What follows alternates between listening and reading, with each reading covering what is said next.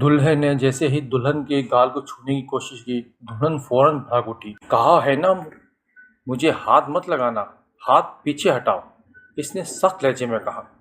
مہروز کے ہاتھ اس کی کمر کو چھو رہے تھے۔ اسے ایسا لگا جیسے اس کے جسم پہ بچھو رینگ رہے ہوں۔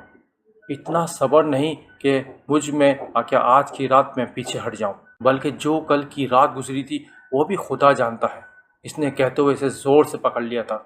میں کہہ رہی ہوں نا مجھے ہاتھ مت لگاؤ، وہ پھر غصے میں بولی اور وہ پھر اس پر جھپڑ پڑا۔ وہ اسے اپنے ناخنوں سے نوچنے کی کوشش کر رہی تھی اور وہ اپنے بچاؤ کے لیے اس کے ہاتھ کو روک رہا تھا، لیکن جیسے ہی اس کی ناخن اس کی گردن پہ خراش ڈالے وہ اپنے غصہ کنٹرول نہیں کر سکا اور یکدم اس کا ہاتھ اٹھ گیا۔ وہ اس کے بھاری ہاتھ سے تھپڑ کھا کر پیچھے کی طرف بیڈ پہ گری۔ بس بہت ہو گیا تمہارا تماشا، ہر چیز کی ایک حد ہوتی، اپنی حد میں رہنا سیکھو۔ وہ پہلی